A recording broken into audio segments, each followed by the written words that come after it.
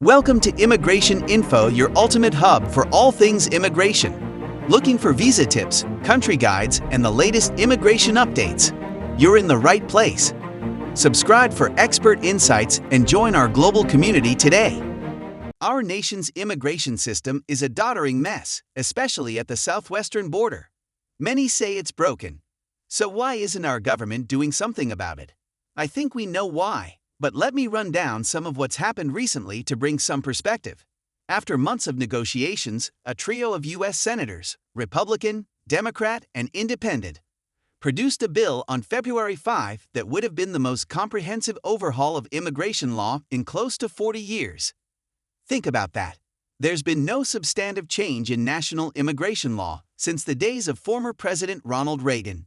But less than 24 hours after the senators released the bill's details, the possibility of action evaporated as Republicans in the Senate treated it like toxic waste amid the pressures of a divisive 2024 election year. Some Democrats and advocates for migrants also criticized it for undermining the asylum system. Of course, the deal didn't even get a real vote.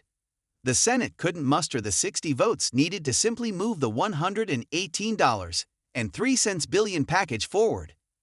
The deal would have provided money for more border enforcement and more immigration judges, and given the president authority to close the southwestern border when certain triggers were met.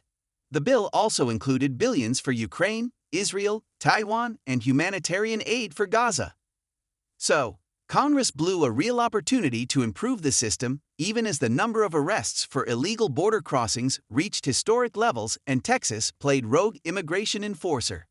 There's always disagreement between the major political parties on how best to overhaul the U.S. immigration system, but the bill that was torpedoed on February 7 seemed like a good place to start working toward a compromise.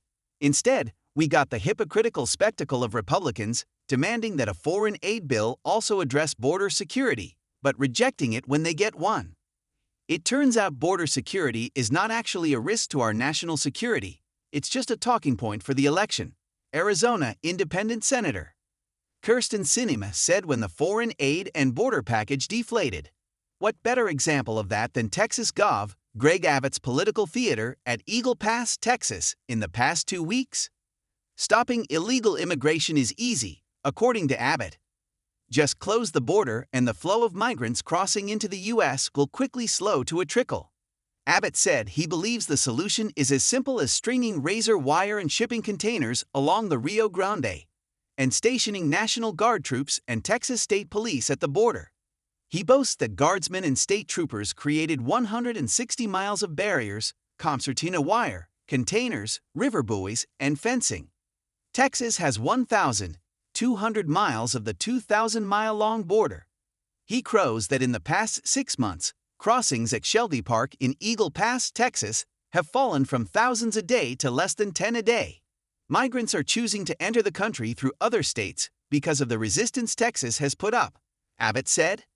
If Arizona and California would do what Texas has done, we could eliminate illegal immigration, he said at a February 4 press conference with more than a dozen other Republican governors. This is not just a Texas fight. Arkansas Gov.